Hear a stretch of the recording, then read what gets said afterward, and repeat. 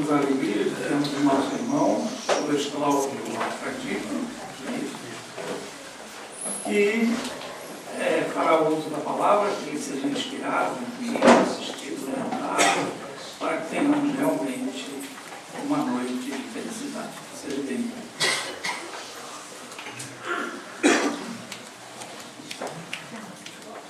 Boa noite a todos. Que a paz de Jesus, que já nos envolve neste ambiente de amor, possa nos manter todos tranquilos, serenos, focados no objetivo que trouxe cada um de nós aqui. O tema que foi solicitado para esta noite é homossexualidade, transexualidade e preconceito à luz da doutrina espírita. Esta palestra, na realidade, era um pedaço de um seminário que nós fazemos e é importante, eu acho importante dizer como ela nasceu. Eu sempre busquei na doutrina espírita o esclarecimento de todas as minhas dúvidas quanto às relações humanas, quanto aos seus problemas sociais. E, num determinado momento, um amigo muito querido do coração, de repente se tornou melancólico, triste, calado. E eu, no passado de dias, abordei. O que está acontecendo? Está aborrecido comigo? De repente a gente fala uma brincadeira, qualquer coisa assim, magoa a pessoa. Não, Luiz, não tem nada a ver contigo, não. Isso é um problema meu. É um problema meu. Eu falei assim, bom, eu me considero seu amigo. E se o problema é seu, é meu também. O que houve? O que está acontecendo? Ele não queria falar, até que de repente botou para fora. Ele havia descoberto que um filho já quase adulto era homossexual.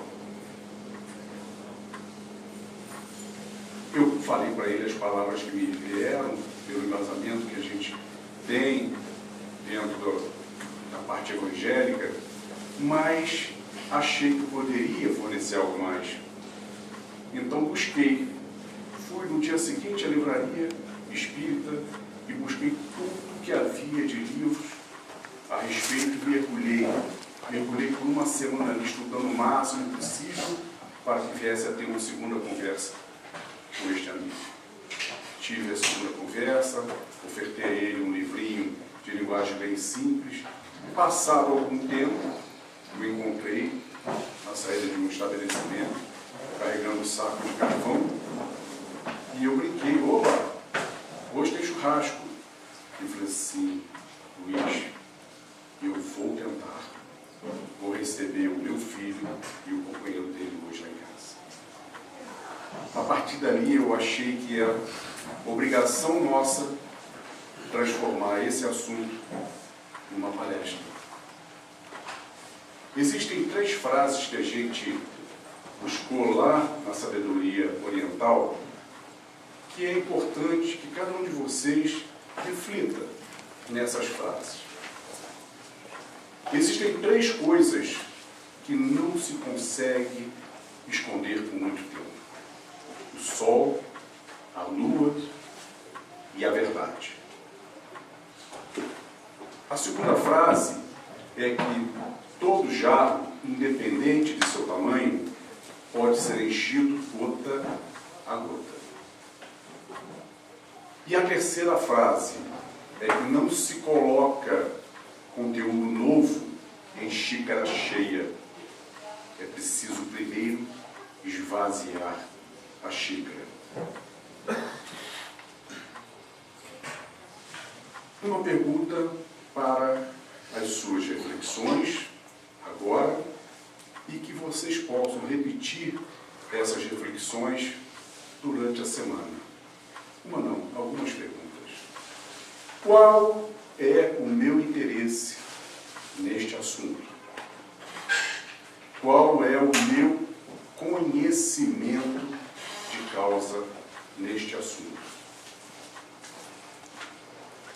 Qual é a minha posição em relação a este assunto? de sol. E estava lá o Mestre Jesus ao largo de uma praça, acompanhado de alguns dos seus discípulos. E eis que, de repente, a praça é tomada por uma turba de escribas e fariseus e traziam com eles a mulher pega em adultério. Uma vez mais, a tentar o Mestre Jesus. Rabi, esta mulher fora pega em adultério. A lei de Moisés é clara. Tem que ser apedrejada. E tu, o que dizes? Jesus, que estava abaixado, levanta-se, navega com o seu penetrante olhar, com toda a sua autoridade moral, navega penetrando em cada um daqueles olhares. E pergunta: aquele entre vós que não tiver pecado, que atire a primeira pedra. Todos se calaram e foram se ausentando um a um, a iniciar pelos mais idosos, mais experientes, que com certeza identificavam mais os seus erros, e sendo acompanhada por todos os outros. Ficando somente ela ali, chorando, caída ao chão, ajoelhada, Jesus a levanta carinhosamente e diz: mulher, onde estão os vossos acusadores? Se não podem te julgar, eu também não o farei. Jesus, um espírito puro, sem nenhum erro mas mesmo assim, eu também não o farei. Vá e não erre mais. Quem quiser saber a continuação da história desta mulher lindíssima, está no livro de Amélia Rodrigues, do Espírito Amélia Rodrigues, por Divaldo Franco, Nos Caminhos de Jesus. É muito lindo. Apesar de ter contato com a doutrina espírita desde os meus 13 anos, e achando desde então que já era espírita, confesso que durante muito tempo da minha vida, eu tive uma atitude um quanto preconceituosa em relação aos homossexuais. Quando eu estiver falando em homossexual, engloba tudo: transexual, travesti, ou seja, estrangeiros, de uma maneira geral. Porque não a ponto de ser homofóbica, mas eu preferia ficar um pouco reservado, um pouco à distância. Até que há 13 anos, a minha amada esposa criou um centro de estética e beleza lá em Niterói, e com muitos funcionários, tem coisa em torno de 40 funcionários, e todos nós sabemos que é muito comum nesse ramo de atividade de beleza a concentração de pessoas que têm orientação homossexual. E todos os dias, quando eu voltava do trabalho, eu ia para lá e ficava lá até fechar com a esposa. Passou a ser compulsória o meu lidar com eles. E de imediato percebi que não havia ali nenhum bicho-papão. Muito pelo contrário. Pessoas que, quando nós tratamos com respeito, com carinho, que é obrigação nossa para qualquer pessoa, seja quem for, de que classe social for, de que nível cultural for, de que gênero for, pessoas essas que, quando nós tratamos bem, nos devolvem um tratamento carinhoso, respeitoso, acima do que nós recebemos dos heterossexuais. E é fácil a gente entender, porque por conta do preconceito, raramente eles são tratados com respeito. E quando são, valorizam. Com o passar dos meses, começamos a tomar conhecimento de suas histórias, de suas vidas. Principalmente a minha amada esposa, que convivia com eles e ficava sabendo da vida de cada um. E nós percebemos que havia um ponto em comum em suas histórias. Que ponto era este? A adolescência. O período mais negro de suas histórias. histórias, um período de grande sofrimento de suas histórias. E por quê? Porque justamente onde se descortinava aquela característica comportamental. Só para a gente fazer uma revisão do que é característica comportamental. Todos nós somos espíritos multimilenares e que ao longo de dezenas e dezenas e dezenas de encarnações, nós estamos sempre dando passos na nossa evolução. Assim nós vamos permanentemente mudando a nossa personalidade, sempre construindo algo melhor. O que é evolução? É transformar os nossos defeitos em virtudes, até que possamos atingir a perfeição que é destino de todos nós. Entre todas as características comportamentais, aliás, todas as características comportamentais formam o que? A nossa personalidade. Se sou agressivo, se sou calmo, se sou honesto, se sou desonesto, se sou rude ou se sou amável, se sou fiel ou infiel. Dentre as características comportamentais está a orientação sexual. É uma das características comportamentais. Ocorre que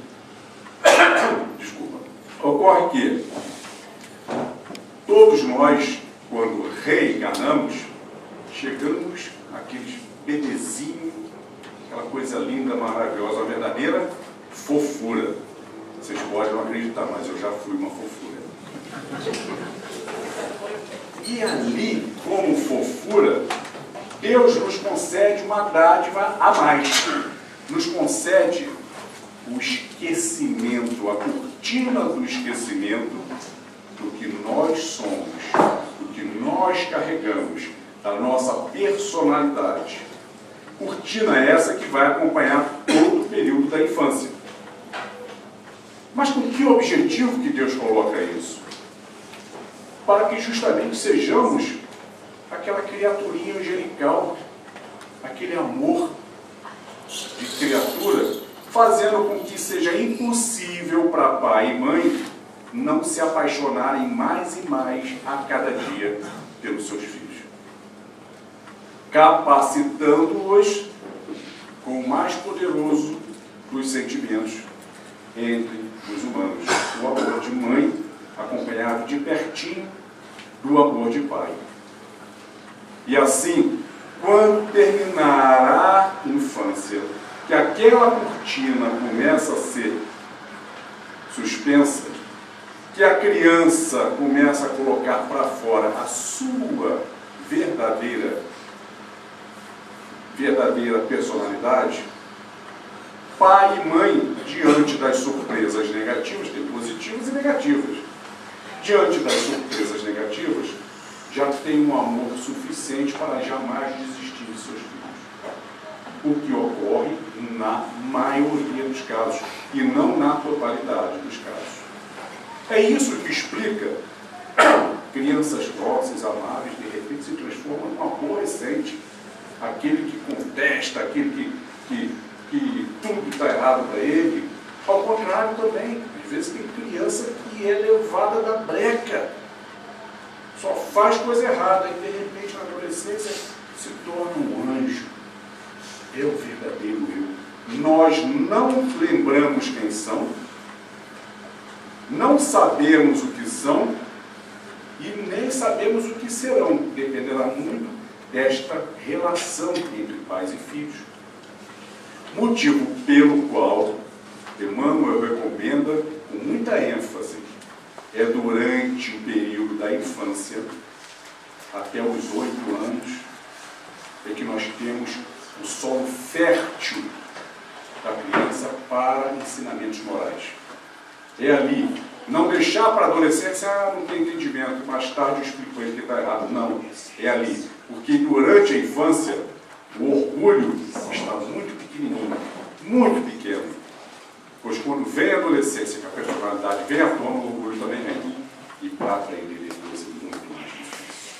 Muito mais difícil. Assim, é na adolescência que vem à tona todas as características comportamentais, entre elas a orientação sexual. E também é na adolescência que nos é apresentado um corpo adulto, um novo corpo. A explosão hormonal nos apresentando naquele novo corpo novas sensações que vão aguçar os nossos novos e antigos sentimentos. É na adolescência que colocamos para fora ali o nosso eu.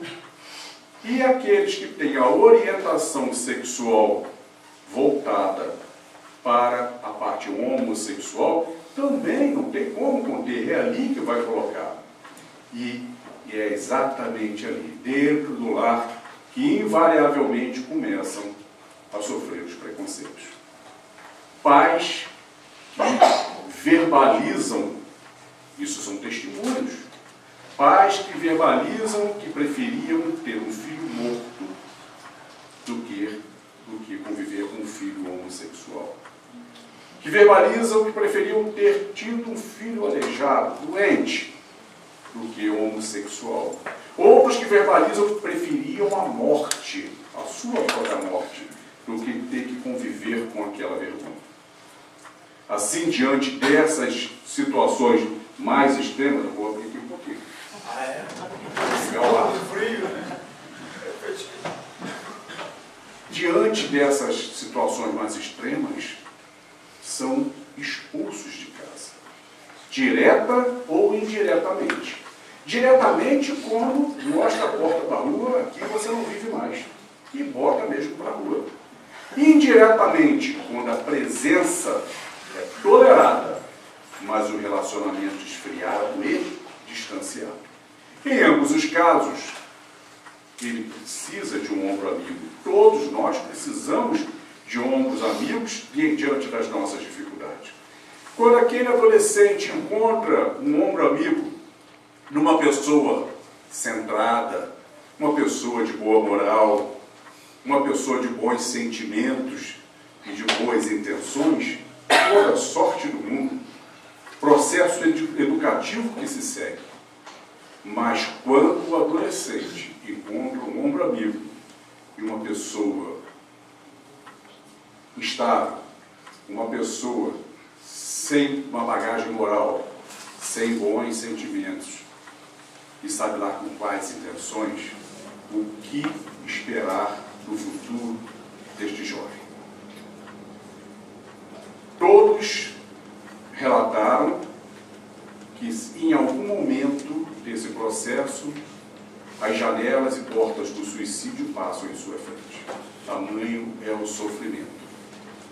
Nós não temos essa estatística aqui, mas nos Estados Unidos, 26% dos jovens que se revelam a sua sexualidade homossexual são expulsos de casa.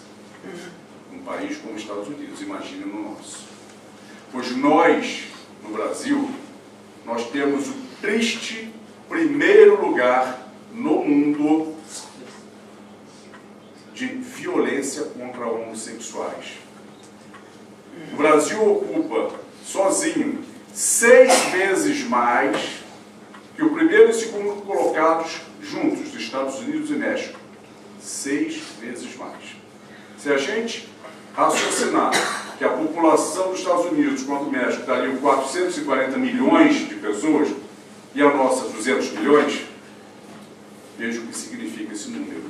Hoje, morre um homossexual, travesti, transexual a cada 25 horas no Brasil, vítima de agressão homofóbica. Mas esse número é muito maior, porque, na grande maioria dos casos, o registro policial não registra que era homossexual. Foi um crime. Pois não existe uma lei específica como existe a Maria da Penha para a mulher. Assim, as estatísticas, infelizmente, seriam muito maiores. Esse número de 25 horas, 1 a cada 25 horas, há 4 anos era 1 a cada 28, ou seja, a coisa vem agravando.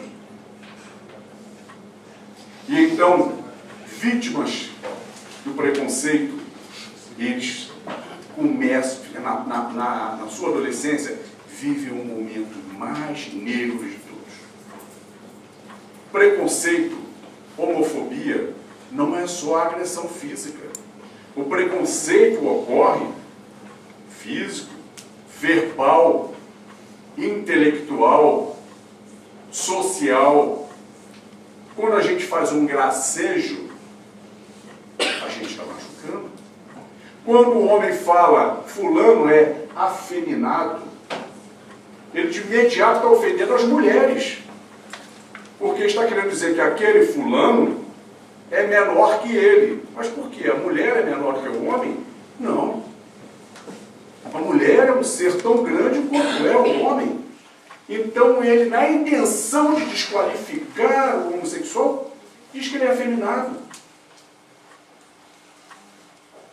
O primeiro ofendido é a mulher. Mas todos nós, sem exceção, sofremos muitos preconceitos em toda a nossa existência.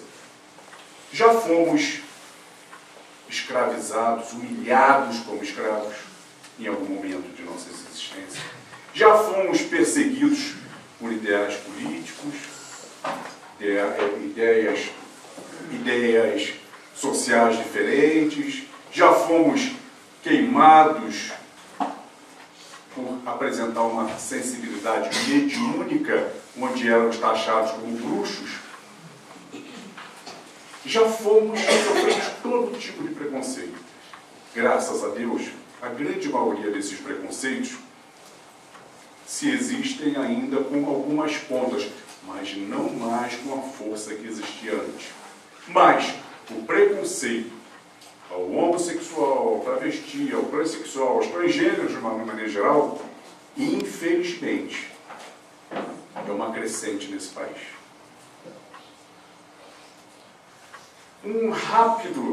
Uma rápida passagem sobre o que é a homossexualidade na história do homem. Na antiguidade, era algo extremamente natural. Na Grécia Antiga, na mitologia grega, existe uma passagem onde o Deus Todo-Poderoso, Zeus, o Todo-Poderoso do Olimpo, apaixonou-se pela beleza do jovem Guinemede e resolveu capturá-lo para trazê-lo para o Olimpo. Transforma-se numa grande águia e vai capturar Guinemede. E durante o voo, a sua paixão era tal que o possuiu em pleno voo.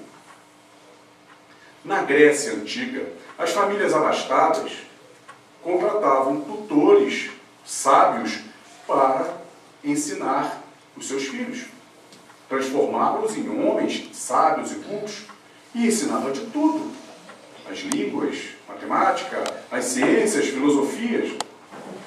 E era uma honra que a iniciação sexual do pupilo fosse feita pelo tutor, sendo o pupilo na condição passiva e o tutor na posição ativa.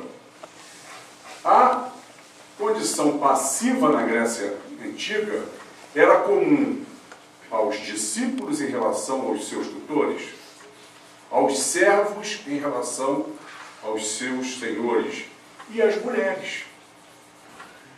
O glorioso exército espartano, como também o lendário exército de Tebas, utilizava como tática de fortalecimento que, enquanto estivesse nas incursões militares, eles mantinham relações homossexuais entre eles, aumentando assim a força do exército, pois havia uma vinculação de sentimento. Todos se preocupavam com a vida de todos, e não só com a sua. Alexandre o grande conquistador, enquanto estivesse em incursões militares, ele tinha no seu general, no seu braço direito, o seu parceiro. E todos eles, quando retornavam às cidades, voltavam aos seus lares a vida, a atividade heterossexual. Era algo comum que, sequer durante toda a história, não existia uma palavra que designasse esse comportamento. E somente em 1533, por influência da Igreja Católica, o rei Henrique VIII da Inglaterra criminalizou a homossexualidade, o ato homossexual, o coito anal e a masturbação, o que fora seguido por vários países, quase todos, pela influência geopolítica que a Inglaterra tinha naquele momento. 2 séculos e meio depois, 1792, a França volta atrás e descriminaliza, sendo seguida por alguns poucos países. Mas só foi em 1869 que foi criado o termo homossexual. Um ativista humanitário, escritor, jornalista, Karl Maria Lenker, criou o termo homossexual. Homo, iguais, iguais no sexo. Mas a lei era rígida. Em alguns países, com pena de morte. No ano seguinte, Dr. Karl Friedrich Otto, um neurologista, psiquiatra alemão de extremo conceito na comunidade científica, diagnosticou o ato homossexual como sendo uma doença, criando o termo homossexualismo, a doença do homossexual. Mas ele o fez por uma causa nobre, porque a partir do momento que é doença, tem que ser tratada e não punida. Assim, esfriou, tirou todo o poder daquela cruel lei. E pelo seu prestígio, a comunidade científica acatou. A partir dali, passaram a classe científica toda a buscar a origem da doença. Pesquisas e pesquisas e tentando desenvolver tratamentos que viessem a curar. Durante 103 anos, atrocidades foram cometidas em nome da ciência. Nós sabemos que a medicina, ela evolui na tentativa erro, tentativa acerto. Alguns que nós lembramos: transplantes de testículos de héteros para homo, castração, doses cavalares de hormônio, tentar criar um comportamento aversivo, colocava o homossexual dentro de uma cabine e pelo vidro ia apresentando fotos, figuras. Quando aparecia a figura de um nu, soltava um odor pútrido dentro da cabine, de modo que dava aquele enjoo, aquele asco. E com o passar do tempo, para que ele associasse o nu àquela sensação horrorosa.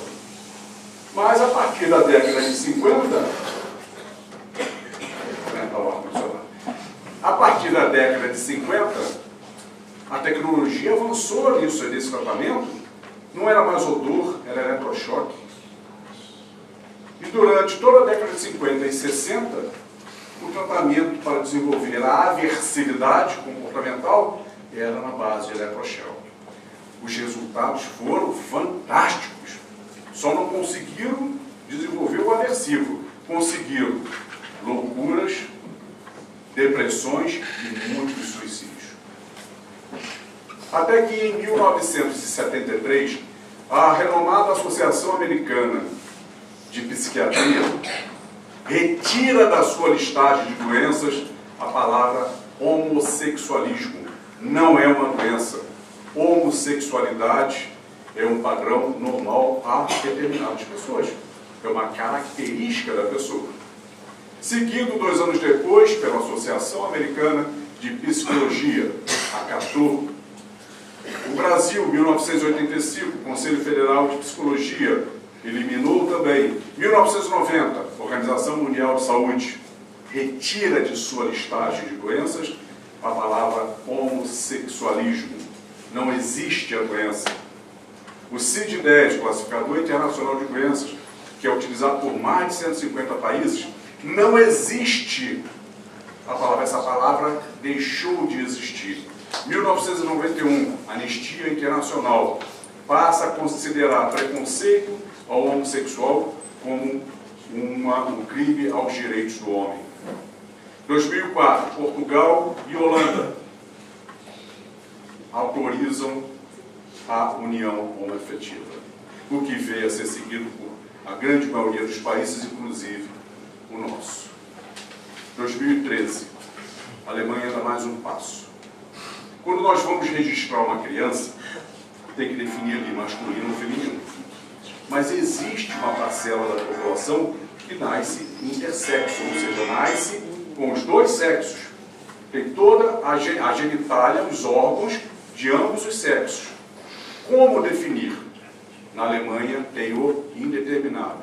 Porque a identidade sexual será definida a partir da adolescência. Um erro que a família pode cometer é querer decidir na infância o que será aquela criança. Se menino ou se menina. Infelizmente, é um assunto que geralmente fica em segredo de família e as pessoas não se esclarecem e acabam cometendo o erro de decidir pela aquela criança. Nós não estamos falando de ideologia de gênero, isso é uma outra coisa. E que nós não concordamos. Nós, que eu digo, a doutrina espírita não olha da mesma forma. Ideologia de gênero, rapidamente falando, é pegar da exceção e querer fazer uma regra.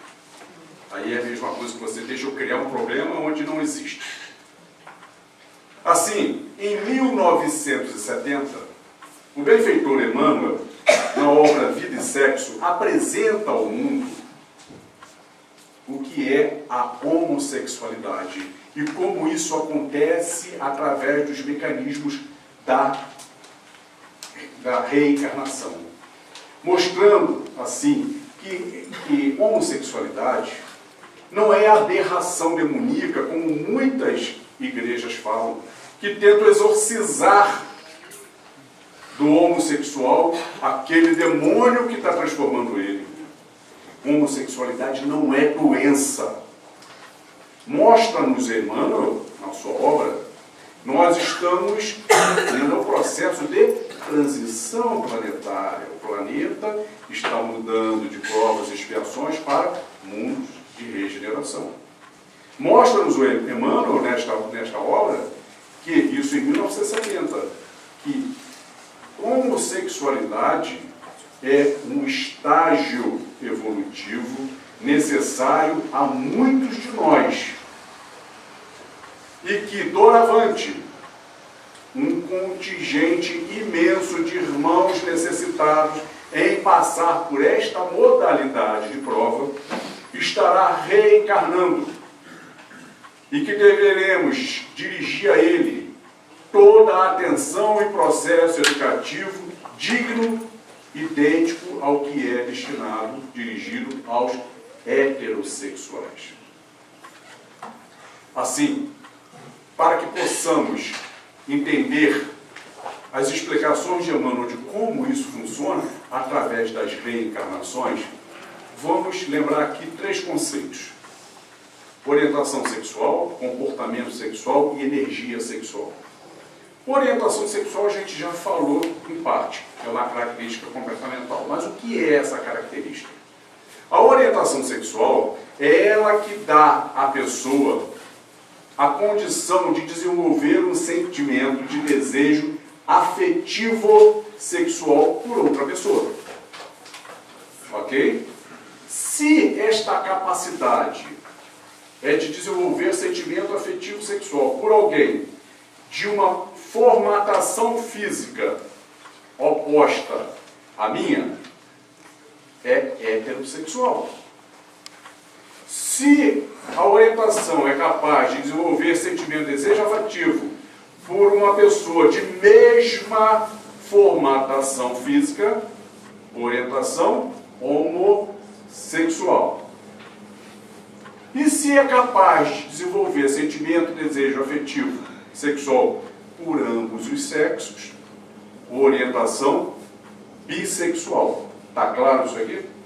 Não pode levar dúvida, senão depois ele encrenca. Ok. Toda característica comportamental, seja ela qual for, a gente não muda assim. Mudei. Eu sou desonesto. A partir de hoje eu sou honesto. Não quero mais saber de desonestidade. Não conseguimos. Nós precisamos sublimar, nós precisamos evoluir. Posso tomar a decisão de não cometer o ato desonesto. Mas enquanto existia ali a possibilidade de um ganho fácil, e eu olhar assim e falar assim, caramba, dá para ganhar. Ainda estou sentindo. Eu não vou fazer, estou convicto que não vou fazer, mas ainda não evoluí. Sou ciumento, não sou mais ciumento. Aí de repente alguém passa, olha para a dona Alice com aquele olhar, dá aquela vontade de enganar de em cima, mas não. Confio, deixa quieto, confio no meu pai, confio no pai dela. Tá bom, deixa quieto. Me controlei, mas senti a gana. Orientação sexual é a mesma coisa. Nós vamos sublimando ao longo das nossas existências.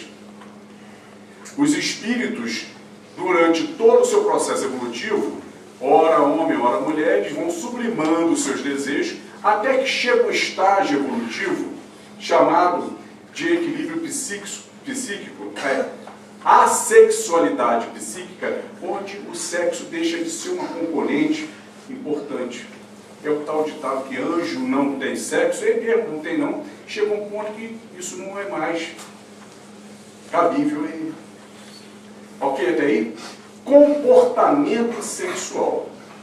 O comportamento sexual, este sim, faço ou não faço, quero ou não quero, é uma decisão. Onde a orientação sexual é uma componente importante no processo decisório. É uma variável importante ali, mas não está sozinha. Existem outros fatores que vão nos levar à decisão. O meio em que vivemos, o nosso corpo, a nossa cultura, da qual a religiosidade faz parte. Assim eu tenho o meu desejo, manifestado pela minha orientação. Se eu nasci num ambiente onde a promiscuidade é comum, está ali, é muito mais fácil desenvolver um comportamento promíscuo do que se vive num meio onde existe já um conceito moral, existe um equilíbrio. As pessoas que nascem muito bonitas, seja homem ou seja mulher, sofrem muito mais assédio durante a vida do que as pessoas feias. Quem sofre mais assédio tem muito mais chance de acabar não resistindo do que aquele que sofre pouco. E o fator religiosidade, a cultura, influencia bastante no processo. Ok? Então, o que é comportamento sexual? Energia sexual humana. A espiritualidade vem a nos informar que a energia sexual humana é a segunda maior potência que o homem tem. A primeira potência é o amor, nada se iguala a ele, o poder do amor. E a energia sexual vem logo em seguida. E ela tem 3 atribuições importantes. A primeira é a que todos os animais têm. É ela que nos dá o instinto de preservação da espécie, da reprodução da espécie. Isso não há discussão. A segunda é que é através da energia sexual que nós conseguimos transmitir as nossas energias vitais de uma pessoa para outra. Como a gente faz no passe, no magnetismo. O passe do magnetismo, vamos esquecer o passe espírita. Como Allan Kardec, antes de ser o codificador, ele era um magnetizador. É onde a pessoa transfere para outra pessoa a sua energia, de modo a beneficiá-la no que está lhe faltando. Ok? O passe espírita é este mecanismo, só que acompanhado, o passista tem um benfeitor, que também dá a sua energia espiritual através do passista, enriquecendo a energia do passista. Então, é o chamado passe misto. É o passe do humano, mais o passe do benfeitor que está ali. Durante o ato sexual, veja como os espíritos falam. Durante a relação sexual entre 2 seres, eles não falam em homem e mulher, não fala em gênero, entre dois seres. O que ocorre é que se a relação for feita com amor, logo, obrigatoriamente existe respeito, não existe amor sem respeito. Aquela relação, existe uma troca de energia mútua, onde como se fossem dois passistas, dando o passe e recebendo o passe. Os dois mandando energia e os dois recebendo energia. E este fluxo é extremamente intenso. No entanto, pela força do amor, ele é equilibrado. Onde, ao final da relação, não existe centros de energia congestionados nem exauridos. É como um passe. Se der um passe errado, vai concentrar demais o centro de energia, a pessoa sai do passe sentindo mal. Ou se exauriu demais, vai também sair sentindo mal. Durante a relação sexual, toda a energia é transmitida de um para o outro. E ao final está tudo devidamente equilibrado. Resultado? Aquela sensação maravilhosa de relaxamento. Temos os nossos melhores sentimentos potencializados. O amor, a ternura, o carinho, a solicitude. Perdão, a capacidade de perdoar. Briguinhas, rixas que estavam sendo levados, desaparecem. Até o egoísmo diminui. Aquilo que a gente está negando, depois, vai, faz. Ainda bem que o esposo não está aqui para ouvir. E então, nós temos todo esse... E diz, os Espíritos nos mostram que o efeito desta transfusão mútua de energia perdura durante horas e horas, motivo pelo qual é recomendável, quando sempre que pode, que filhos não durmam no mesmo aposento que os pais, pois quebrariam pelo fato de ter ali mais um espírito. Mas atenção, quando a relação sexual ocorre sem amor e sem respeito, assim, o amor blinda o aposento.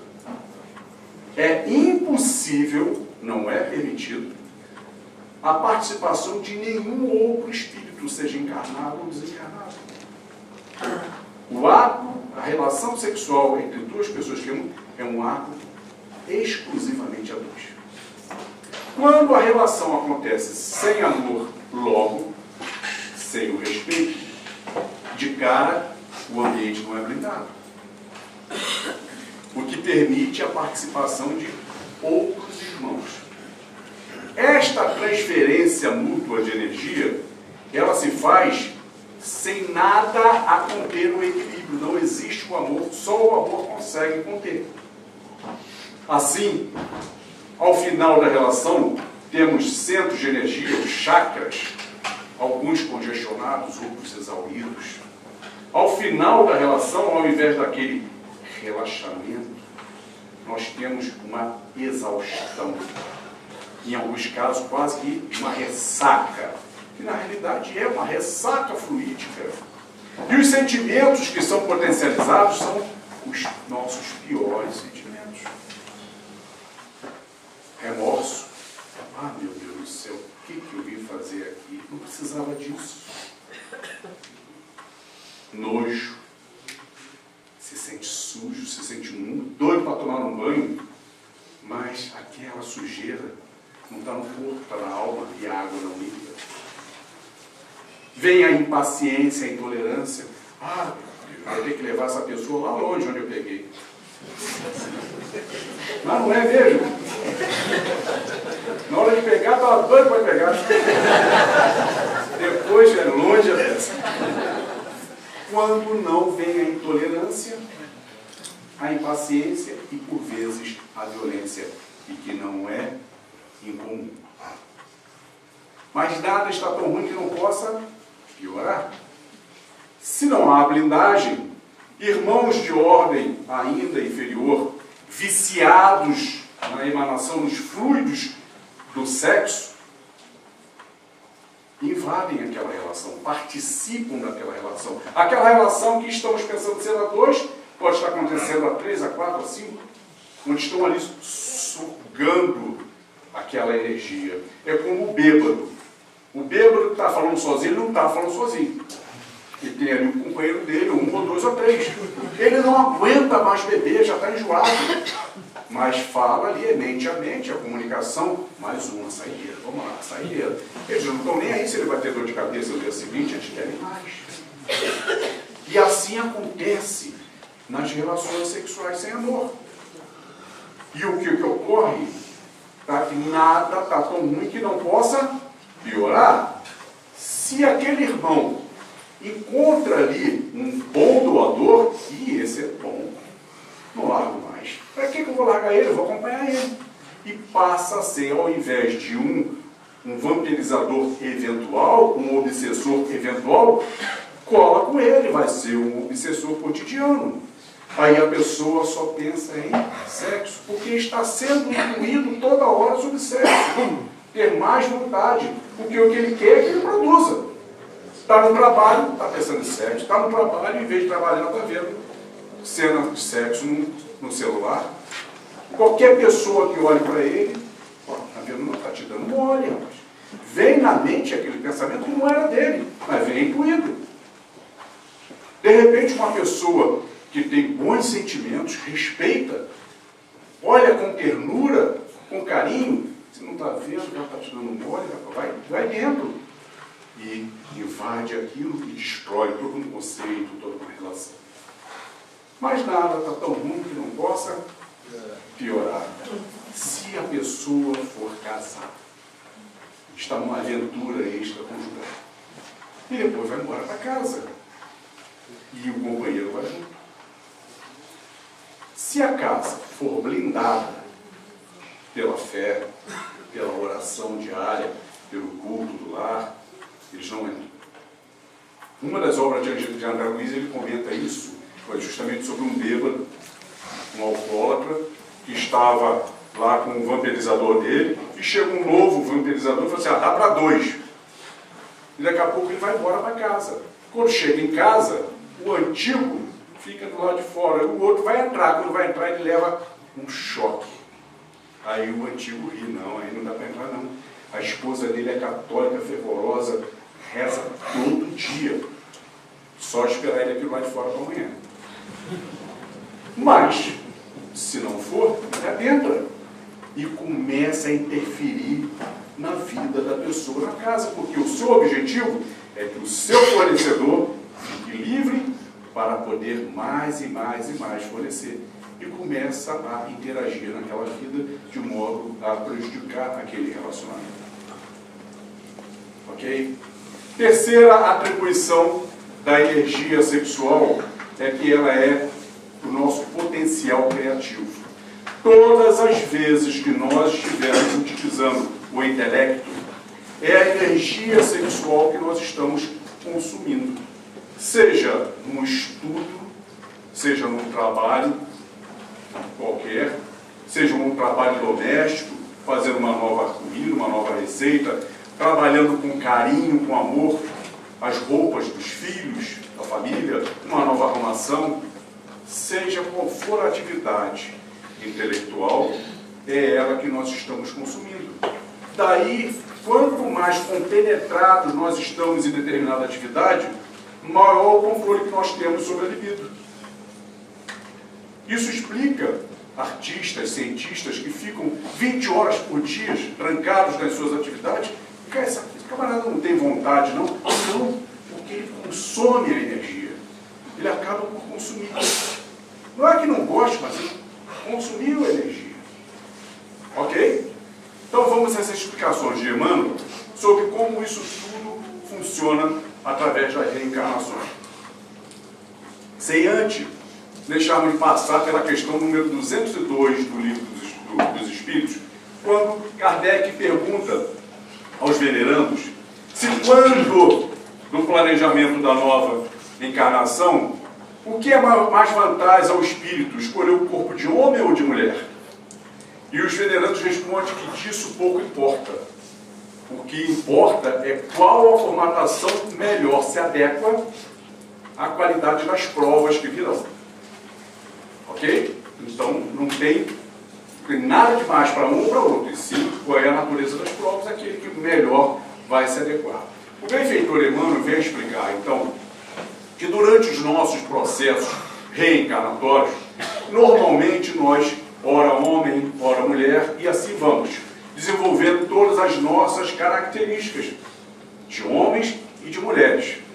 Mas dentro do que é o livre-arbítrio e dentro do que é a nossa participação nas escolhas de provas e expiações, muitos de nós preferem, se identificam melhor com o gênero masculino ou com o gênero feminino e sucessivas encarnações vêm repetindo sempre aquela sua escolha. Sempre masculino, sempre masculino, sempre masculino. Natural é que as características comportamentais masculinas sejam muito mais desenvolvidas naquele espírito do que as femininas. Dentre elas, a orientação sexual. Capacidade de desejar mulheres. Idem quando o espírito escolhe sempre vir como mulher. As características femininas estarão bem potencializadas. Entre elas, a orientação sexual. Capacidade de desejar homens. Mas também vai estar potencializado a ternura, o sentimento materno, todas as características femininas. Todos precisamos passar pelas duas, para que possamos chegar àquele nível que falamos da sublimação. As duas chegarem a estar bem equilibradas. Em algum momento vai ter que acontecer. Ocorre que, por muitas vezes, desenvolve-se muita coisa, menos o respeito ao sexo oposto. São tantas as sucessivas encarnações como homem que não consegue desenvolver o respeito ao sexo feminino. Mulher é objeto de uso, mulher é um ser inferior, mulher é para servir. E não respeita, por vezes, nem aquela que escolheu para ser a mãe dos filhos. Assim, compulsoriamente, terão que vir num corpo de mulher, para começar a viver, a vivenciar o que é ser mulher. Sentir ali na encarnação as coisas boas e as dificuldades que a mulher passa. E através das dificuldades, valorizar o que é ser mulher. O mesmo acontece àquela que vinha sempre como mulher e que não aprendeu a desenvolver o respeito pelo sexo masculino, utilizando sucessivas encarnações da sua sensualidade, da sua beleza, para manipular os homens, para dilapidar patrimônios, destruir lares, levar os seus amantes à loucura, ao duelo, quando não ao suicídio. Mas não era coisa do passado, não é não. Hoje nós conhecemos mulheres que adoram provocar ciúme aos seus homens nos ambientes. Adora ver o homem reagindo por ela. São resquícios do passado ainda. Assim vem compulsoriamente no corpo masculino, para vivenciar o que é ser homem, as suas partes positivas e as suas dificuldades. E assim desenvolver respeito pelo sexo masculino. A partir do momento que desenvolve, começa a fazer uma e outra em busca da sublimação.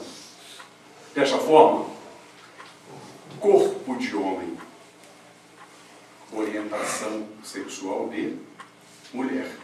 Corpo de homem, mas com capacidade de desejar afetivo sexualmente, homens. Corpo de mulher, mas com orientação sexual de homem. Capacidade de desejar afetivo sexualmente, mulheres. E assim, através desse vivenciar, vão chegar ao ponto do desenvolvimento, dos respeitos, e aí adiante continua suas encarnações desenvolvendo ambas as características. Mas em quanto tempo se dá isso? É numa encarnação? Pode ser em 1, 2, 3, 10, depende de cada um, de como se coloca. Aquela capacidade de desejar vem do espírito, não se consegue mudar. E aqueles que com ele formam os pares também carregam a mesma situação. Mostra-nos Emmanuel que ocorre também em outro tipo de situação. Situações onde vemos, por vezes, um casal heterossexual, com filhos, tudo organizado, uma maravilha, tudo normal. E, de repente, do nada, conhece uma pessoa e desgringola. Como é que pôde? Tudo, você de repente se apaixonou por alguém. E aquele alguém pode ser do mesmo sexo ou não. Reencontro de grandes paixões. A prova para ele é o núcleo familiar. E ele não resistiu à tentação do reencontro. Pois o reencontro pode se dar depois, mas o núcleo familiar era a sua prova. Uma outra colocação que Emmanuel coloca, que nos mostra, são quanto a espíritos jamais desenvolvidos e que chamam para si missões humanitárias. Vêm para a encarnação com a missão de fazer o bem a uma pessoa, a um núcleo de pessoas ou a toda a humanidade. Assim, sabedores de que a energia sexual ele terá que utilizar em prol do seu trabalho, optam pela abstinência. Ao optar pela abstinência, eu quero estar casado com a minha causa, com a minha obra. Então, pedem para vir num corpo oposto à sua orientação, para que seja mais fácil para ele não constituir uma família, que dividiria o seu tempo, quando ele vem planejado para se dedicar 100% à sua obra. Assim, encontramos aí missionários, cientistas, missionários dentro das religiões. Aqui mesmo, na doutrina espírita, encontramos homens de boa moral, de excelente conduta, que optaram pela abstinência, são casados com a missão, mas que na fala existe a ternura da mulher de outrora. Quantas vezes eu escutei alguém falasse para mim: Luiz, gosto muito, acho legal o Chico, mas o Chico fala meio macio, você não acha não?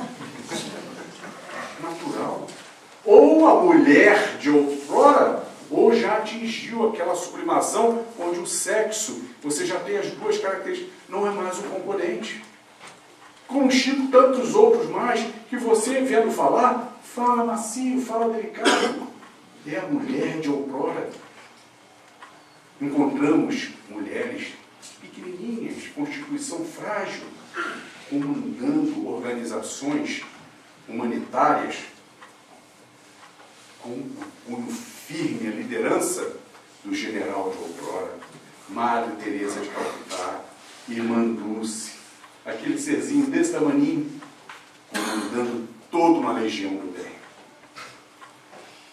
Assim, através das explicações de Emmanuel, identificamos que a homossexualidade é um estágio necessário a muitos de nós. Emmanuel é muito claro em dizer que, em matéria de sexo, ninguém pode apontar o dedo para absolutamente ninguém, pois todos temos telhado de vidro. Não lembramos o que já fomos, e muito menos sabemos o que ainda precisaremos ser. Aí vem a pergunta que não quer calar. Então, qual é a nossa atitude diante da manifestação de um jovem quanto à sua sexualidade? A melhor resposta é de Madre Teresa de Calcutá, quando diz que diante dos problemas do sexo, das drogas ou do crime, para os jovens, o melhor remédio é amar. Amar, amar e amar até doer. E aí, então, continuar amando mais e mais. Pois quando a gente ama, a gente transfere o respeito. E o respeito passa a ser um componente que vai entrando naquela pessoa como que um tratamento homeopático. Aquilo vai entrando, vai entrando, vai entrando. E com o passar do tempo, todos os seus processos decisórios, ele sempre chama no componente respeito. Então estará mais propenso ao acerto do que ao erro. Perguntado a Divaldo Franco, o que se a doutrina espírita era contra a homossexualidade? E ele responde que, de maneira alguma, a doutrina espírita é contra a estrutura da homossexualidade. O que ela não concorda é com a indisciplina e com a pederastia, com a promiscuidade. Isso é uma outra coisa, pois que em matéria de sexo, seja heterossexual, homossexual ou bissexual, a doutrina recomenda que se use o triplo respeito sempre. Primeiro, o respeito a si mesmo, não se permitindo situações que venham a denegrir o seu corpo e a sua mente. Segundo, respeito ao seu parceiro, não permitindo a ele nada daquilo que você não permitiria a si mesmo. E terceiro, o respeito à sociedade, não querendo impor a ninguém a sua orientação sexual. Nosso amado Raul Teixeira, uma vez abordando este tipo de assunto, disse: muito cuidado aos machões, aos machistas preconceituosos, porque todos retornarão à pátria espiritual. E poderão ser surpreendidos, pois quando chegar lá, poderão ser recebidos por uma fila de fortões portugueses, espanhóis, alemães, gaúchos, saudosos pela sua doce amarga. Eu, por vezes, brinco com a minha esposa, ela é muito agitada para fazer as coisas, quer fazer tudo rapidinho, e eu falo: minha filha, daqui a pouco nós estamos de novo na parte espiritual. E aí vamos programar a próxima encarnação. Mas quando você vier, não tenha pressa. Vai ver se eu já vi na frente. Se eu ver na frente, vê qual foi o corpo que eu escolhi.